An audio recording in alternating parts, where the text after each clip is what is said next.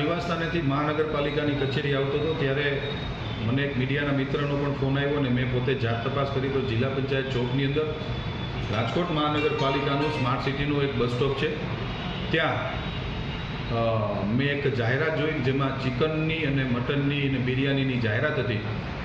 રાજકોટ છે એ એક સુંદર નગરી છે, ક્લીન રાજકોટ, ગ્રીન રાજકોટ. જ્યારે રાજકોટના શહેરીજનો, રંગીલા રાજકોટના શહેરીજનો માટે ભારતીય જનતા પાર્ટીના શાસકોની અમારી હંમેશા નેમ રહી છે કે આ પ્રકારની કોઈ પણ જાહેરાતો, ચાહે આ પ્રકારનું કોઈ પણ કૃત્ય કોઈ પણ એડ એજન્સી કરતી હોય તેને ચોક્કસથી રિમૂવ કરવામાં આવશે. આજે મારા ધ્યાનમાં આવ્યું છે, મેં અધિકારીઓને સૂચના આપી છે.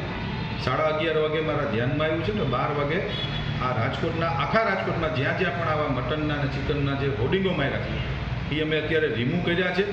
અને એજન્સી જે તે એજન્સી હશે, આઈ ડોન્ટ નો, મને ખબર નથી કોણ એજન્સી છે, પણ એ એજન્સીને પણ અમે લોકોએ અત્યારે નોટિસ આપીએ છીએ. અને ભવિષ્યમાં કોઈ પણ વ્યક્તિ, કોઈ પણ એડ એજન્સી રાજકોટ શહેરની અંદર આ પ્રકારના હોર્ડિંગ નહીં જ મારવા દઈએ. અમે ચાહે રદ કરવું પડે તો રદ કરશું, કોર્પોરેશનને આર્થિક નુકસાન જાય તો ભલે જાતું, પણ આ પ્રકારના કોઈ પણ જાતના હોર્ડિંગ નહીં મારવા દઈએ.